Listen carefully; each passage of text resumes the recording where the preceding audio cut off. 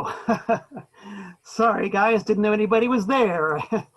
Everybody gets caught every now and again in the act. Just ignore me, ignore the little princess, the forever princess. Let's just pretend that didn't happen, okay? Okay. I have no shame. I'm Malcolm Tent, and this is, once again, the ANTiSEEN Shoot Interview Series. Get into a somewhat more dignified position here. Yeah, like that. So yeah, man, if you've tuned in today, you can probably guess what's going to happen. This means you've most likely have tuned in to one or both of the previous installments of the ANTiSEEN Shoot Interview Series. We've been grilling Mad Brother Ward like a cheap ballpark Frank. He's on the rotisserie grill, even as we speak. I think I can see the video feed. He's fixing to get off of that thing and take his position in the hot seat. Yep, looks like he's about ready to go there. Okay, he's off the grill and he's ready to be grilled. So without further ado, dude and dudesses, Mad Brother Ward. I'm on the spit. Is that what they call it? The spit? Yeah, they're going to turn you round and round. It's very punk rock, spit. Yeah, that spit sticks, spit shit, spit the fucking profanity bullshit, goddamn. I'm in some kind of a mood tonight, aren't I? God, yeah. It's like you got, I don't know, a sugar rush or something. Well, I did just eat, and being a grown-up, I'm still like, I just turned 56 recently, and I'm still getting used to the fact that as a grown-up, I can eat anything I want for any meal I want, anytime I want. So I just had a great big bowl of cereal and some vegan nachos. It was good.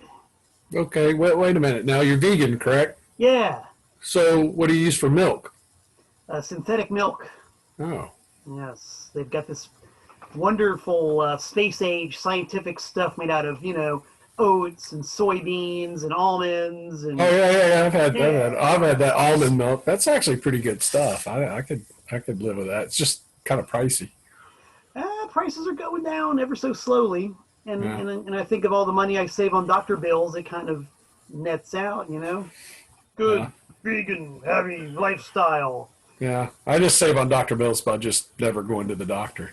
There you go. I'm just going to wake up dead one day. I'm sure it's going to happen, I usually don't like to predict the future, but you're probably right. That's, you know what? I'm not even going to go there. I don't want to even get into that. We're not going to get morose tonight, man. We're going to talk about the almighty ANTiSEEN and your integral part in the bewildering mosaic of the story thereof. Yes. Where do we leave off? We left off with the reconciliation of Jeff Clayton and myself after our little what's the word? Our little tiff, our little whatever. Squabble. Yeah. Quibble. So, I think in wrestling terms they call it a feud. Yeah, a bit of feud, or as Jeff Clayton himself says, a heel turn. Yeah, I don't think that really. I don't know. You could call it a heel turn. I wouldn't have called it that, but it fits. I reckon all the pieces fits. It's a complex puzzle. Yes, and there's pieces that have gotten lost along the way, but they always seem to find their way back to where they are supposed to puzzle in. It's true. If it's meant to be, it will be so, and that's what happened with you and old JC. And this was it's amazing. We're 2 hours deep into this, and we still haven't gotten past like the mid-90s. This is like 95? Well, it was somewhere in there we stopped talking, and it was about 2000, 2001 where we started talking again. But I would say it's more like 96. And we kind of just, started, I wouldn't say we started hanging out straight away or anything like that. I had a lot going on back then, so, and he did too. But there was a couple of years where I would just, I'd still go see him play shows and, sporadically or whatever. everything was cool. And it started picking up again for me around 2006, I think, maybe later than that. It might have been 2007. Somewhere in there, Jeff asked if I would start selling merch for him on the road. And it's kind of, there's been a kind of a high turnover in that spot, whoever they take with them to sell merch, because that's a tough gig. It's tougher than you think. And a lot of the free time and downtime that you would think you'd have, you don't really have. You show up somewhere and you've got to set up everything. And anyone that's ever seen the ANTiSEEN merch table knows it's a sizable amount of stuff. And so we, you're responsible for organizing and maintaining all the stuff, and you're locked down behind that table, and for the entire duration from about the time you get to the club, you got to set that up. It's not something you want to walk away from or leave. You've got to kind of police the table, and, you got to deal with a lot of drunken people coming up, well-intentioned, but, you've got stuff all over, T-shirts sitting behind you with a big tag that says, T-shirt with the sizes underneath it, small, S, M, L, XL, XXL, and they're always going to ask, you got that large? How much is it? It's clearly marked, but he always asks, you got to deal with that. You got to sit through the endless barrage of, more often than not, horrible bands that open the show. You get some good ones. Sometimes you get surprised and you get some good ones. I shouldn't say it's a sizable amount of horrible bands, but there's been some tough ones. You're just sort of just locked there, and you gotta endure it. It's just, and then you're kind of the first one that has to set up, and you're the last one that tears down at the end of the night. And it's, you're responsible for the money, and it's, it's not rocket science. It's not the hardest job in the world. It's just really involved and really detailed, and a lot of the downtime and fun stuff that can often happen for the band doesn't happen for the merch person, whoever it may be. And there's been me, there's been Jason Griscom. There was, I can't remember the guy that was there before Jason. I think his name was Travis. I never met him. Jeff's daughter, Carrie, has done it. Todd Goss does it now, and it just, it's really involved. And I didn't really quite realize that when I got into doing it, but, I was happy to go help them. I was happy I had the time to go and travel and do that stuff. So I did that for about, 3 or 4 years, maybe. I didn't really pay real close attention to that, but I picked up on that somewhere around then. And somewhere along there, coming out of their 25th anniversary, I think. So that would have been, or going into their 25th anniversary. I can't really, rightly remember. They knew that at that point the lineup was Jeff and Joe. Greg had came back playing drums, and Doug Knipe was playing bass. And Doug and Greg both were getting ready to drop out, and they were going to have to get a new rhythm section, and there was going to be, a prolonged period of downtime while they got that settled and sorted out. And Jeff was wanting to stay busy at the time. And I suggested to him that he do another solo thing. He had done the Slime Goats thing back in the 80s. And I thought, well, you could probably get some, you could probably handpick who you wanted to do that here in Charlotte, and just put it together, make a record maybe, and have someone put it out and maybe play a show, just as to bridge the gap. And he thought that was a good idea. And then the next thing I knew, he was like, well, I had some ideas of who I thought he should get. And the next thing I knew, he was like, oh, and you can play guitar too. Aha. And I was like, no. But I didn't want to say no. Actually, let me rewind a bit. I think where a lot of things kind of started towards the direction that where I wound up where I'm at, kind of actually goes back to about 2004, I think. It might have been 2003, but I think it was 2004. There's a guy here in Charlotte, had a band called the Dead Kings. His name's Jeff Williams. He also played under the name Biggie Stardust. And me and Jeff got to be really, really close friends for a long time. And we had the idea of doing our own set of ANTiSEEN covers as our own little personal tribute, because we both kind of grew up, looking up to those guys. And we got some other guys. We had Jason Griscom, who I talked about in the previous thing. He could play drums. I think he was playing drums in the Dead Kings for a minute. And a guy named Gideon Smith to sing. And we put that together and went up and played a set on a little punk rock show up in Hickory, North Carolina. And somehow we let the secret out like just before we did it, because we didn't want Jeff and Joe to miss us doing this. And so they came and saw us do it. And it went real well. I've got a recording of that somewhere. I got a video of it anyway. And it turned out really, really good. And I think maybe that's where, maybe they first had the idea that, Russ could do that if ever needed.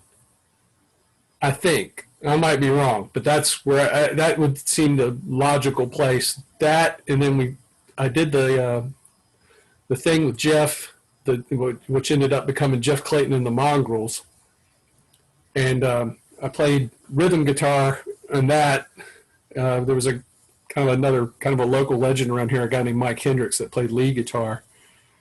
And then the bass player in that was a guy named Jimmy King, who was in the band, that very first punk show I ever saw. There was a band here in Charlotte called Misguided Youth way back in the 80s, and Jimmy was the bass player in that. So, it kind of closed the circle in a lot of ways to be able to play with those guys. And I was like way out of my league because they're way better musicians than I am. But, I just was sort of holding the kind of the center and probably keeping it from getting too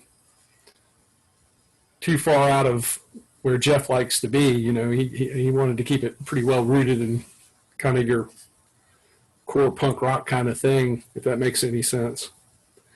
And I think that record turned out really well. I was really pleased with it. We played a couple of shows. Some of the shows were really, really good, and some of the shows were really, really bad. But, it happens. It was, for a variety of reasons. But one of those shows we did was probably one of the best shows I ever played ever, and I have a real fond memory of it. And but there was a particular show where Joe finally came and saw it, and I was real nervous about that, because I didn't know how he was going to respond, because we were doing some ANTiSEEN songs as part of our set. And I really just, I was real nervous about that. And he came up after we had finished, and he gave me a big hug and told me how proud he was of me. And, it meant a lot. It's a memory that I really, I'm really glad I have now. It's just, it's just nice to have that. And it's sort of a validation in a weird way, because I grew up looking up to these guys, and I didn't want to take that for granted. And I didn't want to, obviously, like I said, I didn't want to make him angry, and I didn't. I think he was really happy about the way we did all that. And then, when Phil Keller joined, I actually kind of gave him a warm up to try out. He came down to my house where I was living. I don't even know if he remembers that or not. But before he did his tryout, I was like, "Well, come down to the house, and I know how to play those songs. We'll just play, and it get you kind of loosened up and kind of a pre-practice. If that makes any sense?" So we did that, and and then I was helping, like I said, sell the merch and all that stuff all through that era. I guess what they call the New Blood era with John Bowman and Phil Keller. And we did that. I continued to do that up until Halloween of 2010. And I had been all through that, off and on. I was still occasionally playing shows. Wasn't real dedicated. Wasn't super committed. I had a band called the Dividers. Still Mad Brother Ward. Mad Brother Ward, and instead of Mad Brother Ward and the Screaming Street Trash, it was Mad Brother Ward and the Dividers. And I was playing with a guy named Joe Dead, who had played in some bands down in Texas. A band called Humongous with Nikki Sicky from Verbal Abuse, and he had played. He actually had played in a band called Any Three Initials, which I think you're familiar with. Yeah, with Will Shatter from Flipper. Right. He did that. And, he's got a lot of he was part of that Texas migration in the early 80s that went from Houston out to San Francisco.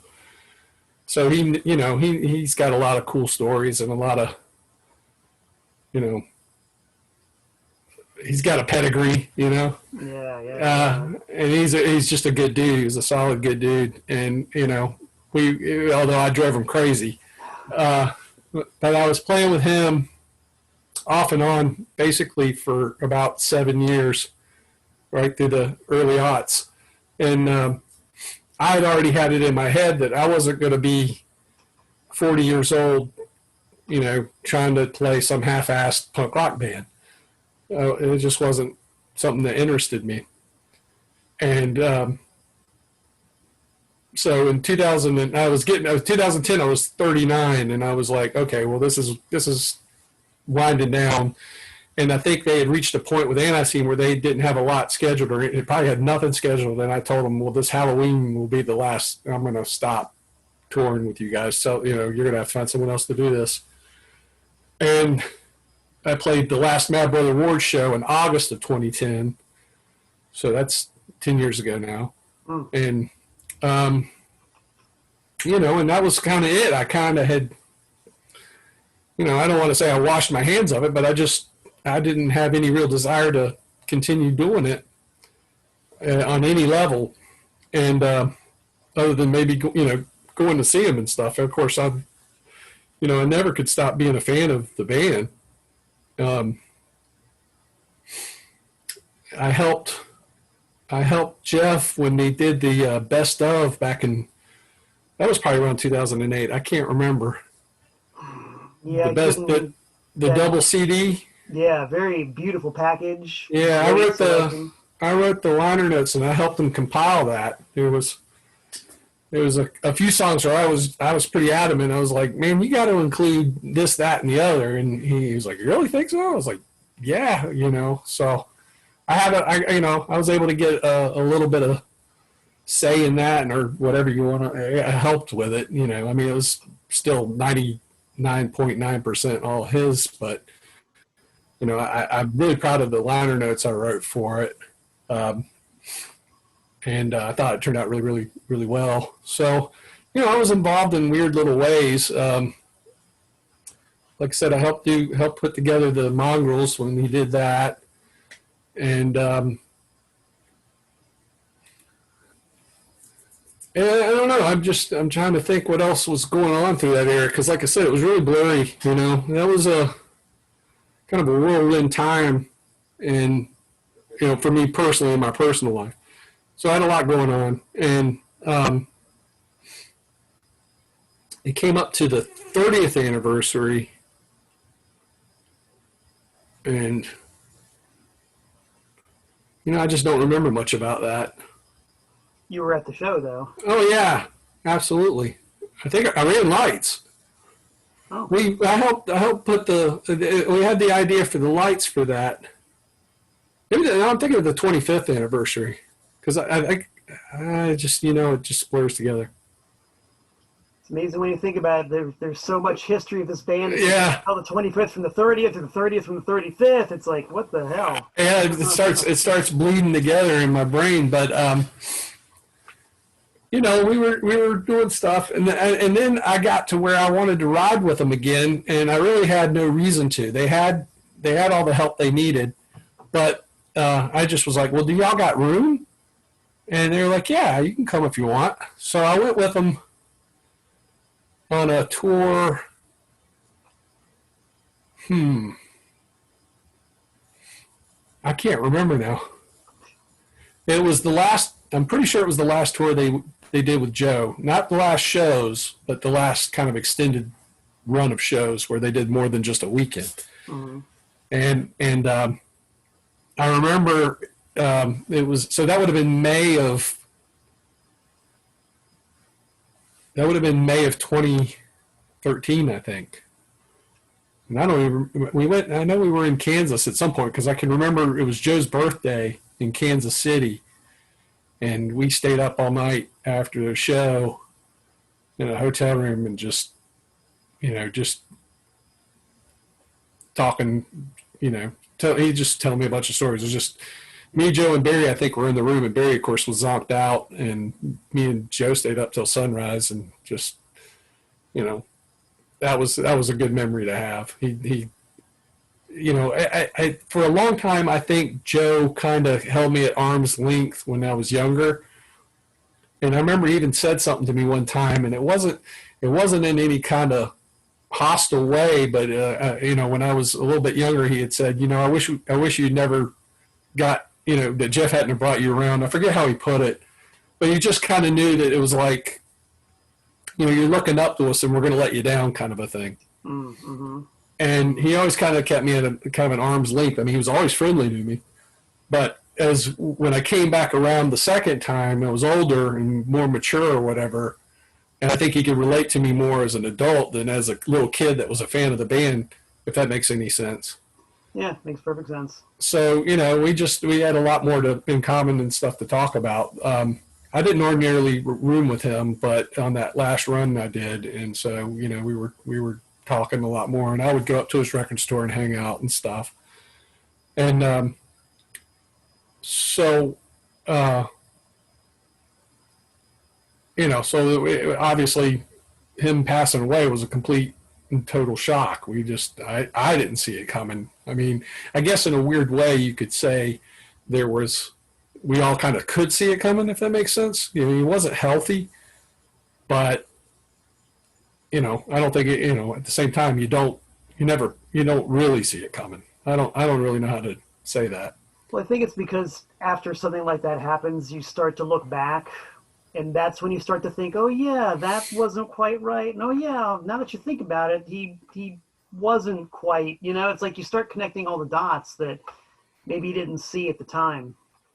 Yeah, that's kind of what I mean. It's just him and his brother, had always kind of been real close, and they'd always been roommates, and very, very rarely had they not lived apart.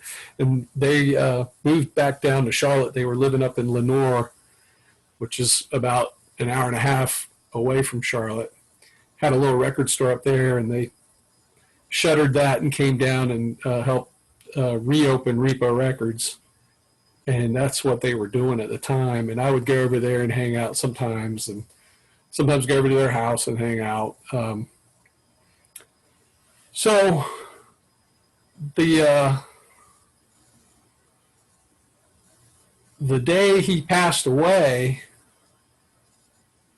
I was actually on vacation that week. I had taken the week off just to kind of take care of stuff around my house and just to have a week off.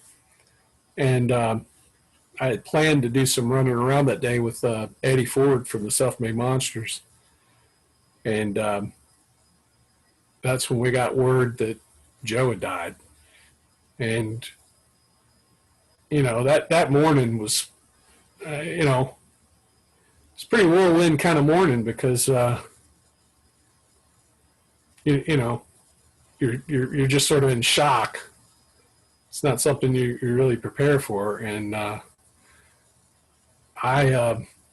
so I drove to go pick up Eddie, and we were going to come back to Charlotte. They said everyone was meeting at Jeff and Joe's house, and that was a rough time. It was a pretty emotional time, and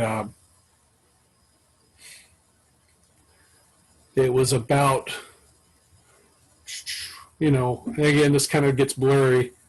I want to say it was about a week and a half later that Jeff called, and he said, "Come over to Jeff Young's house. I want to talk to you about something."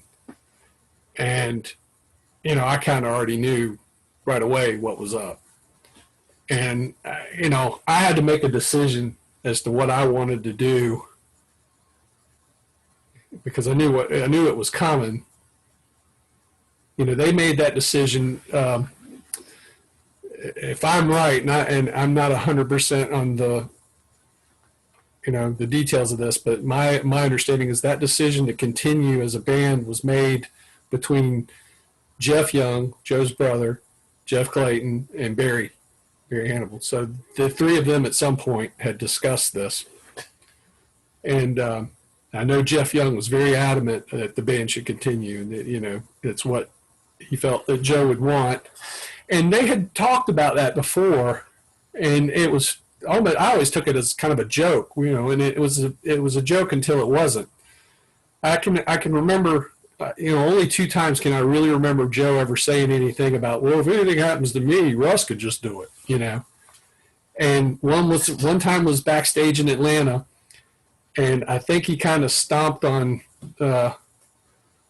accidentally, there was a guy that was working as a roadie at the time, and I don't know how that conversation got started, but this guy named CJ was talking with John Bowman, and he's like, well, I could do it. If anything ever happened to Joe, I could do it. And Joe would interrupt him and say, no, if anything ever happens to me, Russ is going to do it.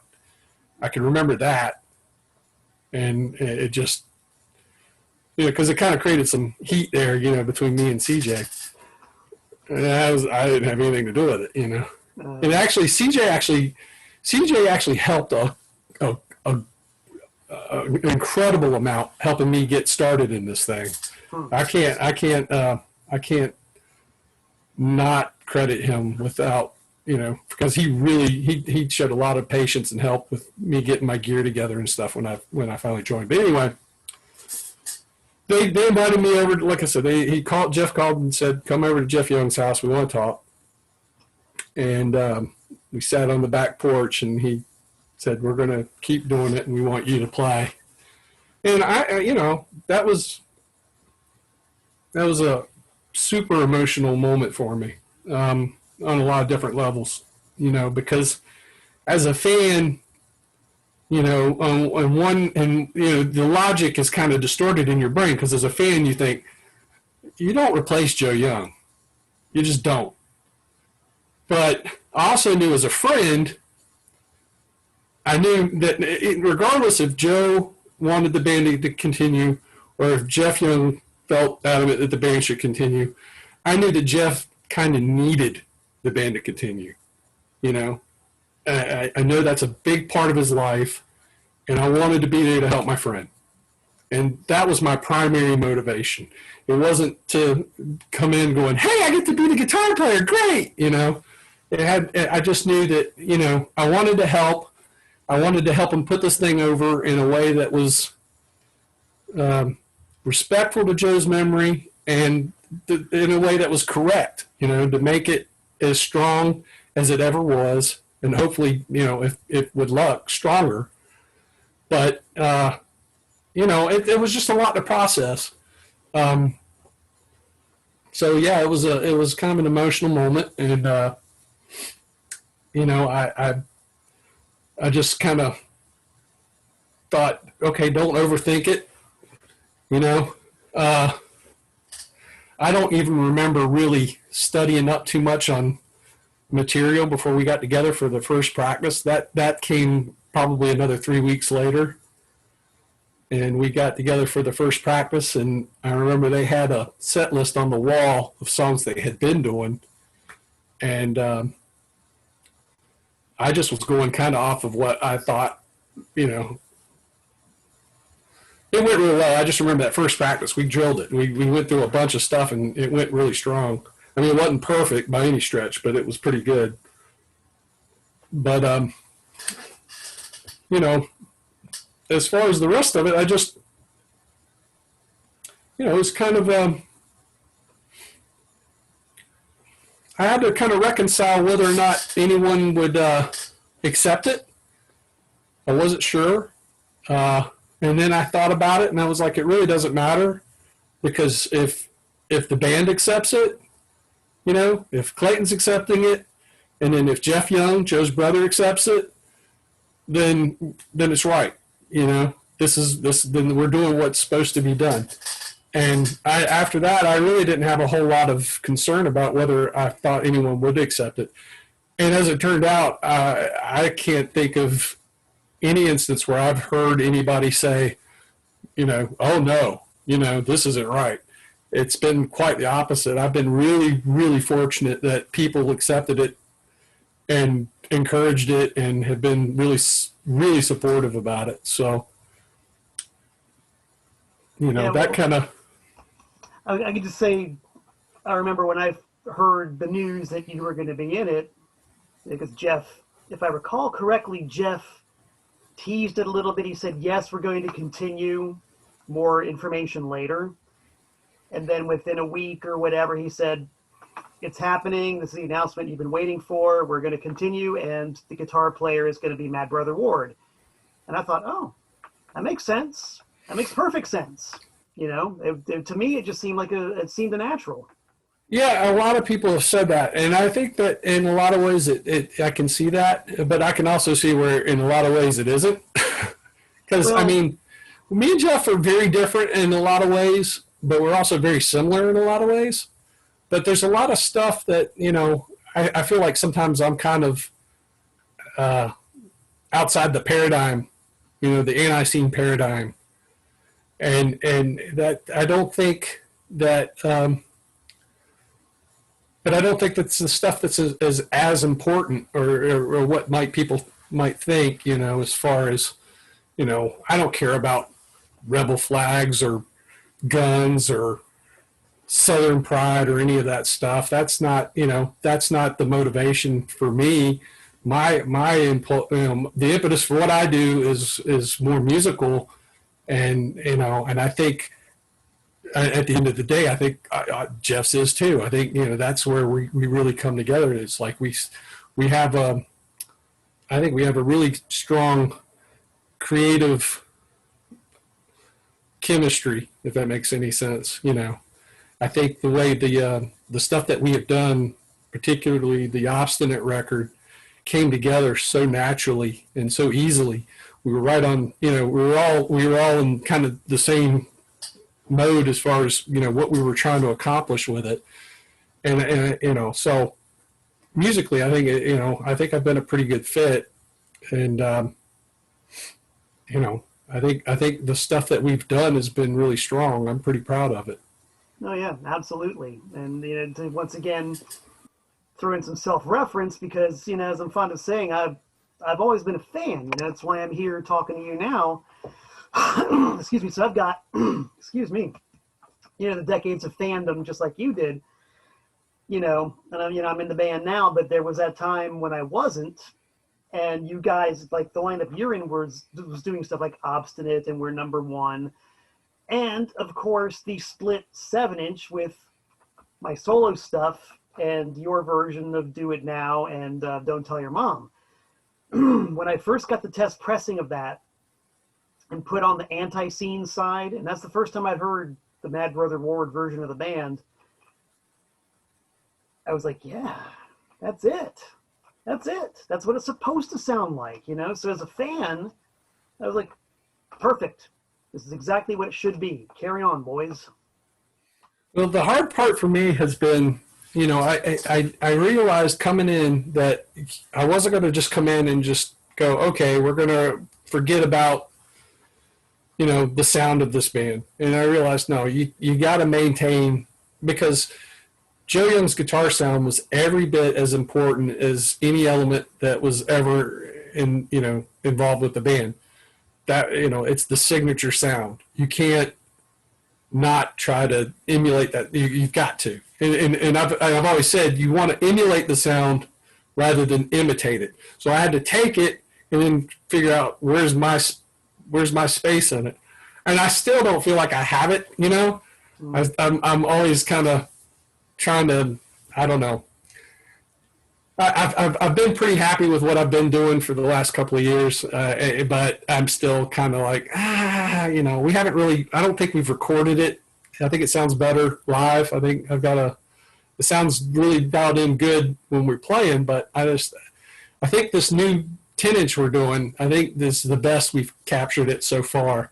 I think we're still trying to find it. Yeah, I think, you know, because now we're pretty well self-sufficient as far as the recording process goes. It's, you know, pretty much our whole thing is done in-house now, all the way up to the records. We have such a close relationship with Mark Rainey that, you know, all the way up to, you know, to the pressing and, you know, the color of the vinyl and all that. They, you know, and Jeff and Barry are like super creative when it comes to that stuff. They really come up with a lot of really great ideas. So, you know, it just is, I'm just trying to do my part and make it as strong as I can and not let anybody down, whether it be the fans of the band or the band itself. Yeah, speaking as the new guy, no complaints over here. I mean, every time I've cast my delicate little ear over to stage right, I've heard exactly what I, as a fan, expect to hear and want to hear. And it works. It really does. I mean, I think, you know, because I don't know. I don't approach things quite the same way as Joe. At first, I was kind of trying to think, okay, well, what's his pick attack like? What's he doing here? What's he doing there? And there's stuff that he could do that I can't do at all because it's such a bastardized way of playing. But the thing that Joe and I both have in common is that neither one of us are really guitar players. So, you know, I think that had it been a more accomplished guitar player, a musician, so to speak, I mean, sure, they could play it, but it wouldn't have the right feel, if that makes any sense. So, I mean, I liken it to saying, well, what would it, you know, could Eddie Van Halen really have played in the Ramones? Yeah, exactly. You know what I mean? Yeah, he could, but it wouldn't have sounded right. No. So, you know, I think, you know, so I think the fact that I wasn't a technically proficient musician is actually a benefit. If that makes any sense. Well, it kind of reminds me, there was an old Charlie Brown cartoon. It was kind of a running series where Lucy and Linus would be walking around and Lucy would be teaching Linus all these ridiculous things like those are telephone pole trees and nobody knows why they grow in a straight line. And Charlie Brown said, poor Linus, when he finally gets to school, it's going to take him 12 years to unlearn everything before he can start learning everything. Yeah. And I think that's kind of what the situation is with you. In assuming the role of guitar player and ANTiSEEN. You don't have to unlearn anything. You can just put yourself right into it, sort of pick up the ball and run without any preconceived notions other than what the sound is, because you've already been a fan for so long and you're not encumbered by being Eddie Van Halen. You can just do it. Well, and you know, the only thing that's kind of, I don't want to even say it's a point of contention. It's just that I think I come in with a very long history of being a fan of the band going back to a particular time. And I have that kind of partiality toward, because it's like with any band, anybody that's a fan of a particular band, timeline has a lot to do with it, and I have I can't understand how anybody would ever want to listen to 80s Kiss. It makes no sense to me. Yeah, I think right? have we had this discussion in the van for hours? But there are people that's the Kiss they knew. That's the Kiss they grew up with. That's the Kiss they love. They like that better. And I'm like, that's, but my point is there are ANTiSEEN fans that are particular to particular eras. And my era just happens to be the one that I came in on. And yeah, I'm partial to that particular era. But part of what I kind of glean from that era is that it's, I think they got, I don't ever want to use the word progressive. The band never got progressive, but they got better musicians, and they tended to get a little cleaner and a little tighter. And, I want to bring back a little more of that looseness and rawness that was there. That's kind of part of what I hope I'm bringing, but there's something to be said for the tightness too. That's, and I think that, I think we were marrying those two kind of schools of thought. I think now that Barry's playing drums again, I think that's becoming more apparent. Gooch's style of drumming was a lot looser, and I told Barry, and we were working on some stuff the other day, and I'm like, there's stuff that I think Gooch did that I really liked, and to his credit, like I know Jeff talked about him in one of his live things not recently, and it talked about how difficult he could be, and that's true. But to his credit, with the exception of the last stuff we recorded with him, generally what Gooch was trying to do, if he was coming up with something unorthodox or something that we thought was like weird, he was still trying to make it as good as it could possibly be. He wasn't trying to sabotage it. You know what I mean? Yeah. So, but sometimes it just didn't fit with what we were trying to do. Sometimes less is more. So I find it in a weird way. There's a lot of things that Barry does that I find easier to play with, and so just trying to figure out what the strength is there, and making sure that we're playing to that strength, and it's just it's still a learning curve for me. I'm still figuring it out, and I'm trying to do the old stuff the respect it deserves, and I'm trying to make the new stuff on par with that old stuff. I don't want to just write, oh, here's a new album, it's just, here it is, new stuff. I want the new stuff to be as good as the old stuff, or, try to be as good as the old stuff. Oh, yeah. So it's like our stiffest competition is the band itself from, previous incarnations. And I think that's a good place to be. Yeah, it's great. I think everybody in the band right now is very aware of that. It's kind of like when you're running a race and you want to make your personal best. You always want to make your own personal best time, and that's kind of the way I look at it with what we're doing right now. You just want to take that legacy as a foundation and just keep on bettering yourself, bettering it. Yeah, it gets hard because it's always tough to find inspiration or new motivations, or it's not gotten easier, and and I don't want it to. I like that it's a bit of a struggle, and that you're always having to fight it and try to wrangle it down and make something happen. So I don't know. This new stuff that we're writing now, it's there's some stuff that me and Barry were demoing, and we listened to it and was just like, no, scrap it. It wasn't, you can tell. It's just, and that's a big benefit. Yeah, it's a benefit to be able to record it and hear it and listen to it and reflect on it, rather than just be rolling with it and then find out too late, oh, that's not working. Well, that's another strength of everybody in this band, since everybody in the current lineup has come up through the fandom.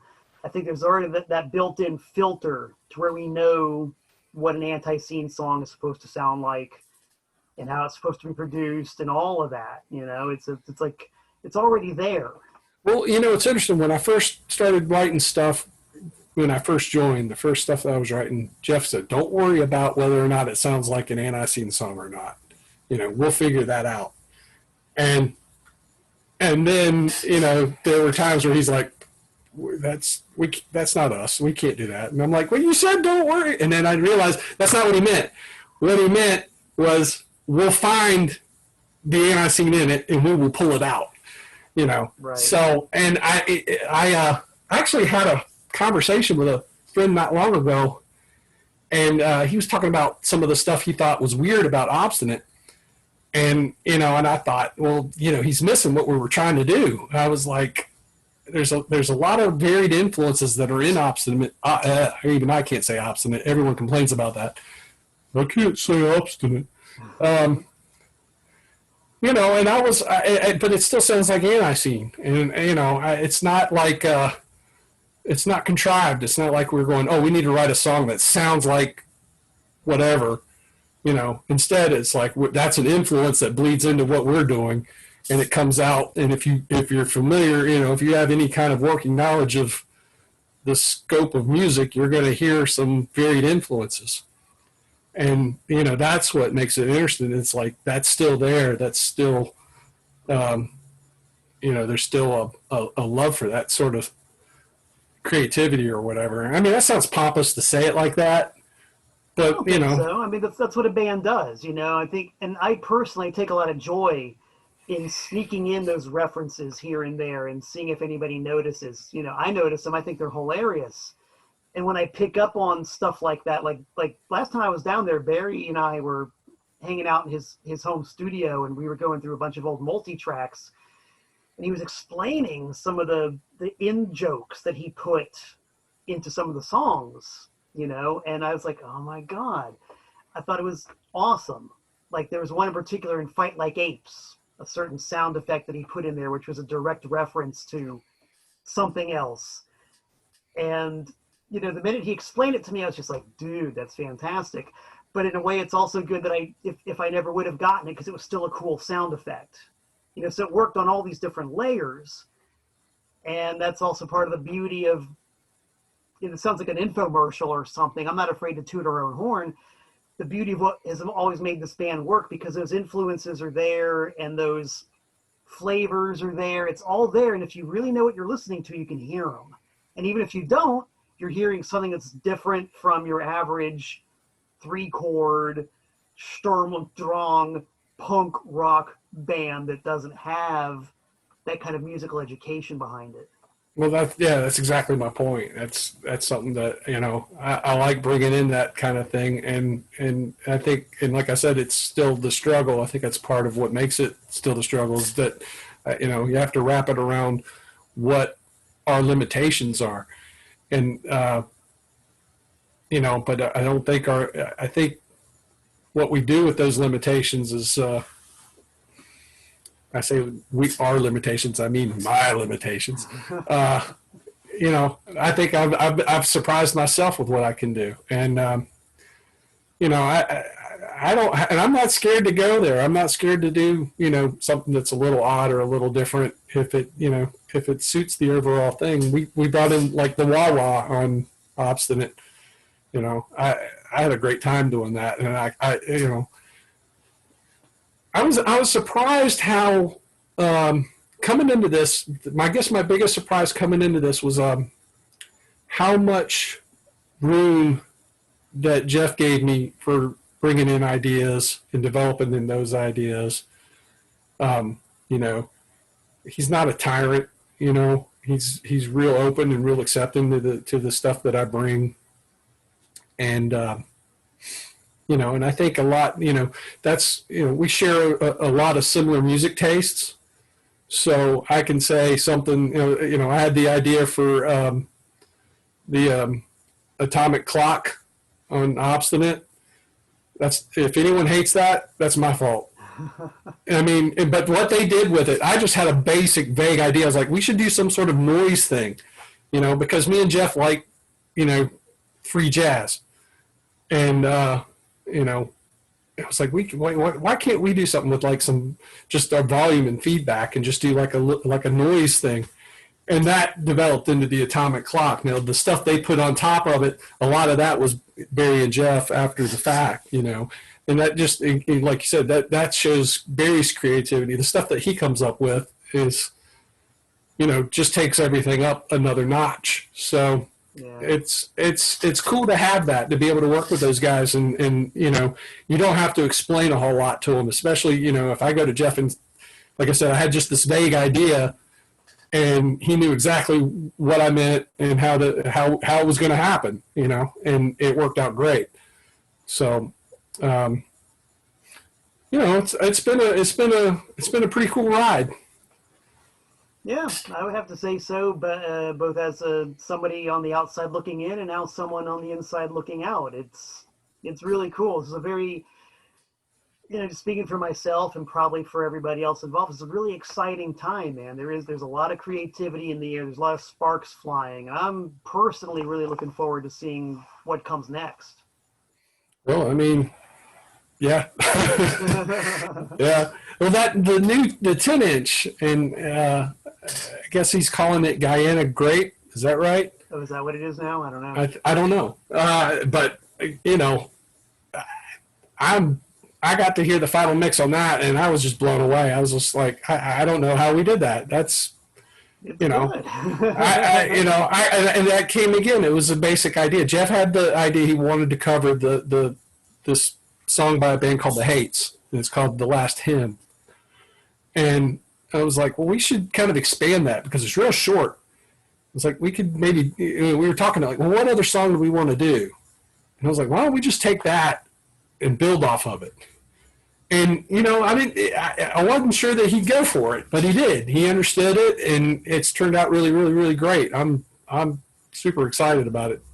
Yeah, and that was another great example of Barry's just raw creativity. I mean, he puts so much in the post-production into those three songs. I can't wait for the people to hear it. You know, I think it's something that does kind of it just kind of moves things up to a little bit of another level with what we're doing on this one.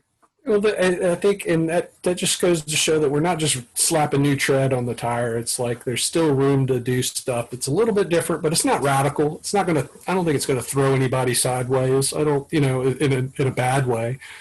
You know, I don't think anyone's going to look at it and go, oh, they're just artistes now, you know. No, it's still pretty raw, but I think when they hear it, they'll see.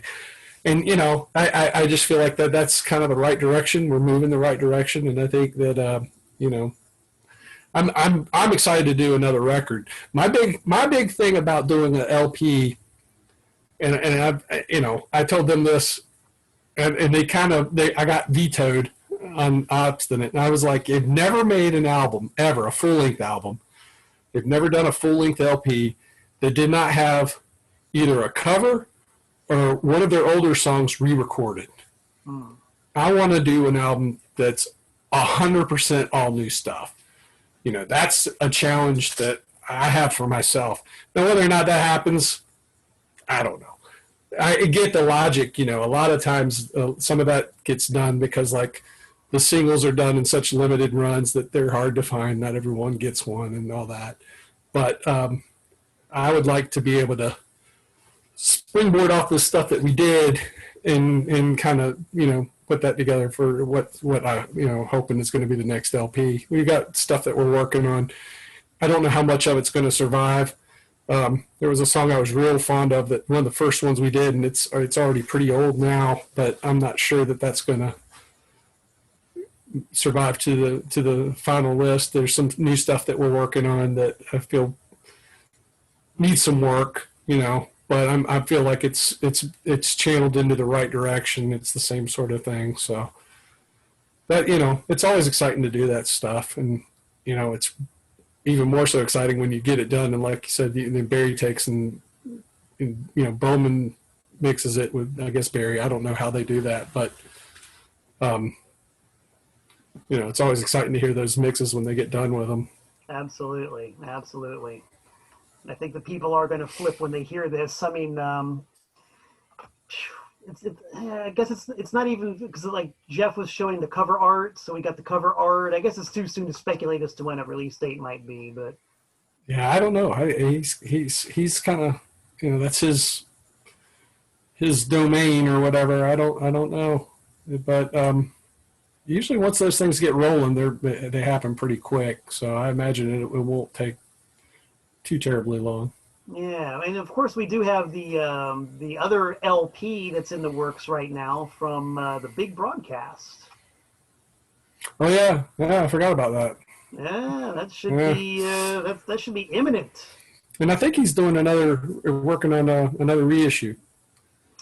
Yes, he's only talked about it 55 times, and I of course now I'm blanking out on it. Here to Ruin Your Groove, if I'm not mistaken. Yeah, there you go. Yeah. Which is my personal favorite ANTiSEEN studio album. Oh, really? That's the one for me. I love that album. Love Man, it. it's funny because a lot of those songs I never really came to fully appreciate until I started playing them. And some of those songs are my favorite songs to play. Mm-hmm. I really like playing OD for me. I think that's one of your favorites too. Yeah, it's a good one. That was the third song in the set, if I recall correctly, when we first started touring. And to me, that's the one when we really stepped on the gas. Yeah, I love that song. And I like People Like You a lot. And it's not like a real barn burner, but I like it. I like playing it. It's I don't know. It's just. It's a great groove tune. That's one, and it's not just because I get to do all the fiddly stuff on the bass, but that's just got a groove to it. And that's kind of like you stepped on the gas and now we're cruising. I'm trying to think, is there anything on that record that we don't play live? Because I can't even remember what all's on it now. Gee, and I actually had a Or have not played live, I should say. I know you haven't played all of them, but I think we've played pretty much everything off that record at some point or another. well, you made Except for maybe Billy the Kid, isn't that on there? Yeah, Billy. No, that's see without the record Yeah. at hand, I can't really say. Well, And I can play that. I think we've practiced it actually. But we never have. There's so many songs that I've got a list somewhere of all the songs that we've practiced. You sent that to us. 98, if I remember correctly. That many songs? Yeah, 98. Yeah. That's a lot of damn songs, man. Yeah, and so it's good to know that. I mean, and obviously a lot of them we didn't get down cold, but we could. We knew that we could do it. Yeah. Going back to the anniversary show, when we did the 35th, we did the kind of very unscientific poll as to what people might want to hear, and we were surprised to see "Shitting in High Cotton" pop up, and that came up more than any other song because I started tallying it, and I was like, well, we need to figure out how to do that, and we did. We were able to do it. We were able to find a guy to play harmonica and got him, Jason Moss, who's a really excellent musician in his own right and a good guy. Yeah. And he came and played it, and I thought that turned out really, really strong. I was really proud of that. Yeah, that was really a surprise too. That came up totally out of left field. It sounded great. But the point was, it showed that we could do it. We weren't limited. There isn't a spot where anybody's going to stop and go, no, I'm not going to do that, or I don't want to do that, or whatever. Yeah. And so I think that that's the I was happy. Jeff wanted to go deep on that broadcast thing we did back in June. Some of those songs, I'd never played some of that, and that was so that was fun to do. And well, I kind of ran my own little tally of the songs that we've been doing since I joined the band. We're up to 40 something at this point. That you've done? Yeah. Cool. I didn't know that. Yeah, that's great. I mean, because you figure we had the set for the I Hate God Obsessed tour, and then after that we haven't really played the same set twice. It's been different every single time. Well, that's something we concentrated on going all the way back, I think, to when I joined, was that we had the ability to do that, and we wanted to. When I got to go do the Europe trip that I did in 2016, we had 3 set lists we were working, We were rotating them. And in some cases, we just took pieces of each one and put together a whole new one. So, there was a lot of, so we never played the same set 2 nights in a row. That's great. To me, that's the way it should be done. I mean, I'm not a fan of experiencing the same old. Yeah. You get to see the Ramones for the last 15 years of their existence, and you knew exactly what they were going to play every night. And I hated that. Yeah, I agree. I think there's something to be said for me, as far as my comfort zone is having at least the first song the same. But I don't, it's not that big of a deal. We can do it. I like to feel like there's a little room to break in, you get kind of just loosen up. And I like doing it with the same thing, but we don't, we can do it. We have done it. We proved we can do it. And I like doing that. It's, it gets a little harder sometimes, but, I just think that there's not really a whole lot of limitations to how we do our stuff now. No, well, this upcoming broadcast is going to be a real workout because we've got 12 and a half songs in the set, of which 9 and a half I know I've never played before. I like that you're saying half, and everyone's going, half? Half? Half? What does he mean by half? You got to tune in and find out, people. Not that you wouldn't. Just saying. They'll find out. They'll find out. I'll have to say that we ran those songs, me and Barry, the other day, and I as I was driving up to meet him, I was thinking, I don't feel real confident about this set list we've got together. And then we drilled it, and I was like, oh, this is great. This is a really good one. Yeah. I felt like, oh yeah, this is going to be a good one. So yeah, I got real excited after that. I was like, I was driving up there going, I don't know, that might not work. I mean, there's some good songs there, but I don't know. And then we ran it, and I was like, oh yeah, this is gonna be a good one. So yeah, I've been delighted. Like every time that we've come up with a new set, and it's not like I have anything to do with it, but every time that we get a new set, there's always a couple of nuggets in there that I've always wanted to play. And this upcoming thing has got one of those. I'm not going to say what it is. We're not giving away any surprises here, but man, I'm stoked, man. I can't wait to dig into this one and the whole set in general. It's going to be good. Well, I will say this to tease it, that it is a 100% different set list than what you saw last time. If you tuned in to the live thing we did in June, if you tune in to this next one, you're not going to see any of the same songs. It's 100% different. That's right. Not one single repeat from one to the other. So put that in your pipe and smoke it. Well, I think that's a pretty good spot to break because we've just done another hour just like that.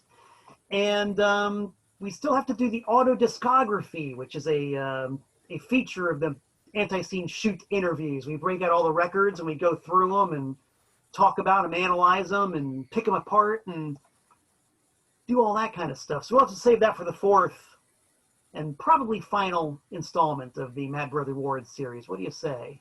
I'm down for whatever. I don't have as deep of a catalog as some of these other guys, so it shouldn't run as long. Doesn't matter, man. We can do a lot of nitpicking and a lot of picking of the nits. So it'll be cool, man. It'll be cool. So yeah, thanks everybody for tuning in. This was another fine, fun installment of the ANTiSEEN shoot interview series. I reckon we'll be back in about a week's time with more, like the Andrea True Connection used to say. In fact, I think I'll grab my Forever Princess guitar and kind of serenade everybody with a song to depart with, as I did inadvertently when we first tuned in. Good night, sleep tight, don't let the bed bugs bite. Good night, sleep tight, Destructora. Thank you. What a great time to leave before the projectiles start to fly. One final goodbye to Mad Brother Ward. Goodbye, everybody. All right, I better get out of here, and I will. This is Malcontent saying so long from the Nutmeg State.